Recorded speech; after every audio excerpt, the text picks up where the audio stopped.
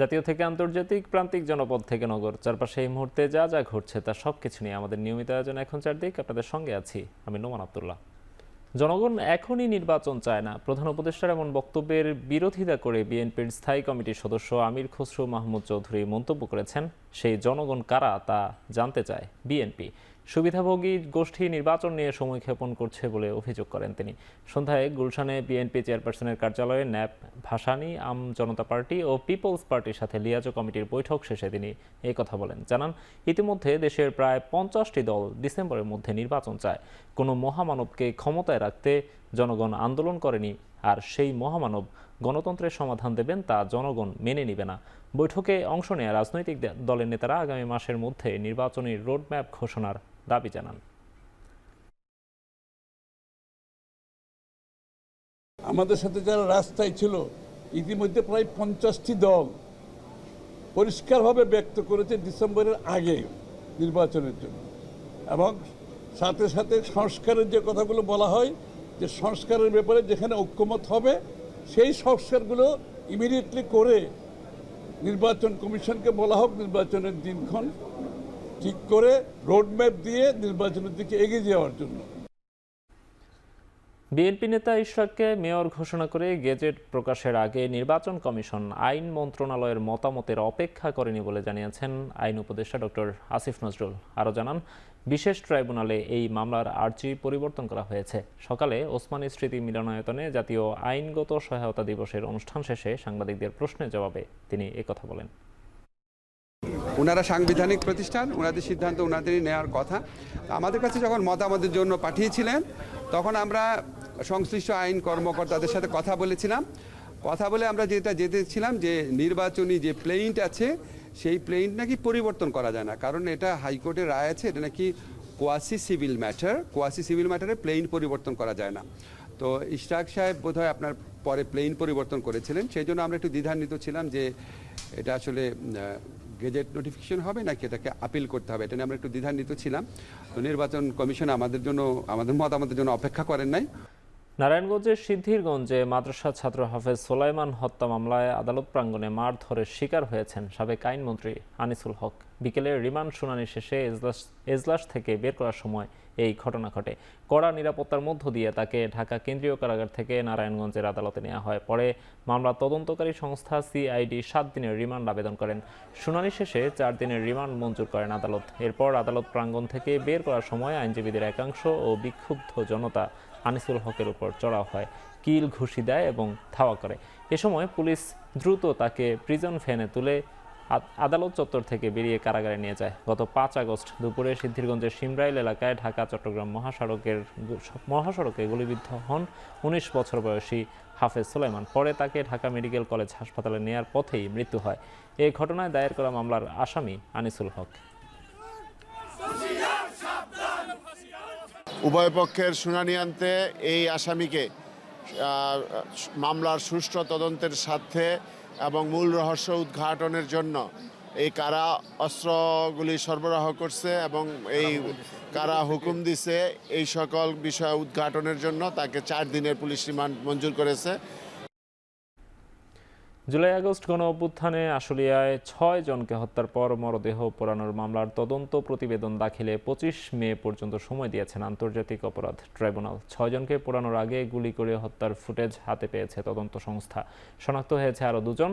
এছাড়া যাত্রাবাড়ি এবং রামপুরার 2টি হত্যার মামলায় তদন্ত প্রতিবেদন দাখিলের জন্য 20 জুলাই পর্যন্ত সময় দিয়েছেন ট্রাইব্যুনাল। সকালে জুলাই আগস্টে গণহত্যার অভিযোগে মানবতাবিরোধী অপরাধের মামলায় সাবেক আইজিপি চৌধুরী আবদুল্লাহ আল মামুন ও এনটিএমসি সাবেক মহাপরিচালক জিয়াউল আহসান সহ 13 পুলিশ ও সেনা কর্মকর্তাকে আন্তর্জাতিক অপরাধ ট্রাইব্যুনালে হাজির করা হয়। আশুলিয়ায় 6 মরদেহ পোড়ানোর মামলা সহ আলাদা 4টি মামলায় আরও যাদের হাজির করা হয়েছে তারা হলেন সাবেক উপকমিশনার জসিম উদ্দিন মোল্লা, বরখাস্ত ঢাকা জেলার অতিরিক্ত পুলিশ সুপার আবদুল্লাহ হিল কাফি, সাবেক অতিরিক্ত পুলিশ সুপার মোহাম্মদ শহীদুল ইসলাম, যাত্রাবাড়ি থানা সাবেক ওসি আবুল হাসান, গুলশান থানা সাবেক ওসি মোহাম্মদ মাজহারুল ইসলাম এবং ডিবির সাবেক পরিদর্শক মোহাম্মদ আরাফাত হোসেন। এছাড়া সাবেক এসি রাজেন চন্দ্র সাহা, এসআই মালেক, এএসআই চঞ্চল চন্দ্র সাহা, কনস্টেবল মুকুল ও নরসিংদীর ছাত্রলীগ নেতা রবিউল ইসলামকেও হাজির করা হয় ট্রাইব্যুনালে। যারা দেশকে ভালোবাসে তারা কখনো পালিয়ে যেতে পারে না। জাতীয় প্রেস ক্লাবে প্রয়াত সাবেক সংসদ সদস্য মাওলানা আব্দুস সোবহানকে নিয়ে লেখা বইয়ের মোড়ক উন্মোচন অনুষ্ঠানে এসে এমন মন্তব্য করেছেন জামায়াতের আমির ডাক্তার শফিকুর রহমান। একটা মানবিক বাংলাদেশ গড়ার জন্য আমরা দল মতের ঊর্ধ্বে উঠে জাতির স্বার্থে জাতীয় ব্যাপারে আমরা ঐক্যবদ্ধ হই, তাহলে এই জাতি বিজয়ী হবে। ব্যক্তিগতভাবে কেউ পরাজিত হতে পারে, কিন্তু জাতি বিজয়ী হয়ে যাবে ইনশাআল্লাহ। আমি সবসময় বলি, দেশ এবং মানুষকে যারা ভালোবাসে তারা কখনো দেশ মানুষকে ছেড়ে পালিয়ে যেতে পারে না। অবৈধ সম্পদ অর্জনের অভিযোগে সাবেক এমপি এনামুল হক, তার স্ত্রী এবং সাবেক সচিব মিহির কান্তির বিরুদ্ধে মামলা করেছে দুদক। সোমবার দুপুরে সংবাদ সম্মেলনে এই তথ্য জানান দুদকের মহাপরিচালক আক্তার হোসেন।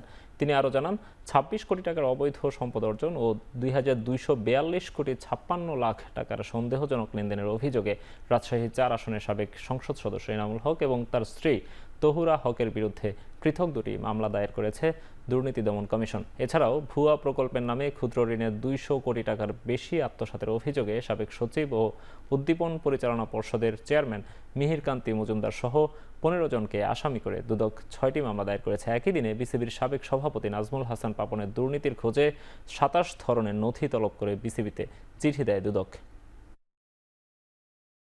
নিজ প্রতিষ্ঠানের নামেও ২২টি ব্যাংক হিসাবে ১,১২০ কোটি টাকারও বেশি জমা এবং উত্তোলন সহ মোট ২,২৩৯ কোটি টাকারও বেশি সন্দেহজনক ও অস্বাভাবিক লেনদেনের তথ্য অনুসন্ধানকালে উদ্ঘাটিত হয়েছে এবং গত সারেই উক্ত অর্থ স্থানান্তর, রূপান্তর এবং হস্তান্তর করার অপরাধ অনুসন্ধানকালে প্রমাণিত হয়েছে।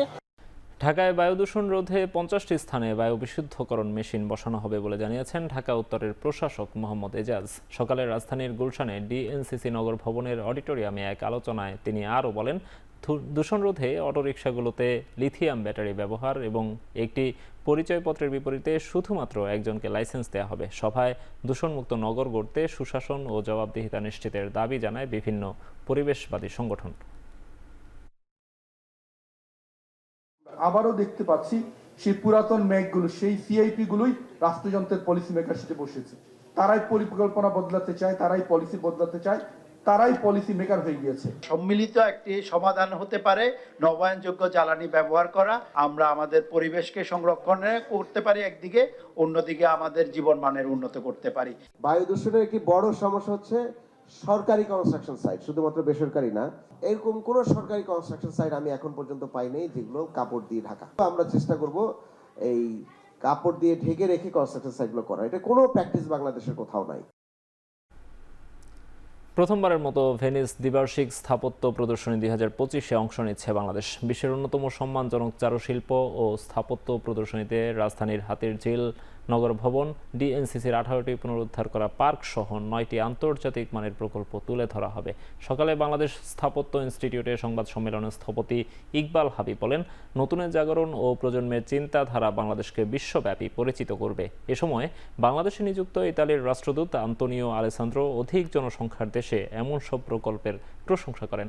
সংবাদ সম্মেলনে বক্তারা বলেন, বর্তমানে স্থপতিরা শুধুমাত্র ভবন নিয়ে কাজ করে এমনটা নয়, বরং জনগণের চাহিদার কথা বিবেচনায় নিয়ে ভবন ও মানুষ নিয়েও কাজ করে। বাংলাদেশের অর্থনীতিতে বেসরকারি খাতের অংশগ্রহণ বাড়াতে আরও বিনিয়োগে আগ্রহী এশীয় উন্নয়ন ব্যাংক এডিবি ২০২৬ সালে বাংলাদেশকে এলডিসি তালিকা থেকে বের করতে সহায়তা করার আশ্বাস এডিবির আবাসিক প্রতিনিধিরা। সোমবার রাজধানীর চীন মৈত্রী সম্মেলন কেন্দ্রে দিনব্যাপী বিজনেস অপরচুনিটি সেমিনারে সংস্থাটি জানায়, বাংলাদেশে এডিবির $12 বিলিয়ন 52টি প্রকল্প চলমান আছে। সময়োপযোগী প্রকিউরমেন্ট নিশ্চিত করা খুব জরুরি। এতে যে কোনো প্রকল্পে অর্থের ব্যবহার ও বাস্তবায়নের গতি বাড়বে। একই সাথে এডিবির বিভিন্ন সহযোগী প্রতিষ্ঠানেরও দক্ষতা বাড়াতে হবে। এ সময় স্বল্পোন্নত দেশের তালিকা থেকে বের হলেই বাংলাদেশে বিনিয়োগের পরিধি বাড়বে জানিয়ে বলেন, সেই চাপ সামাল দিতে যথাযথ প্রকিউরমেন্ট আইন ও কর্মীদের দক্ষতা বাড়ানো দরকার হবে বলেও মনে করেন এডিবির আবাসিক প্রতিনিধি। দিনব্যাপী আয়োজনে অংশ নেয় এডিবির প্রায় 500 সহযোগী প্রতিষ্ঠানের প্রতিনিধি ও পরামর্শক সহ অন্যান্যরা।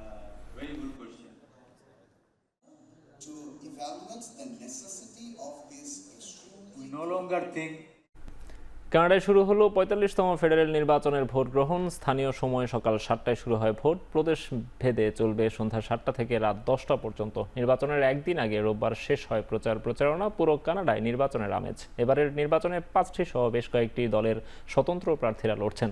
এর মধ্যে শক্ত প্রতিদ্বন্দ্বিতা হবে লিবারেল পার্টির নেতা ও বর্তমান প্রধানমন্ত্রী মার্ক কার্নি ও কনজারভেটিভ পার্টির নেতা পিয়ের পোলিয়েভের মধ্যে।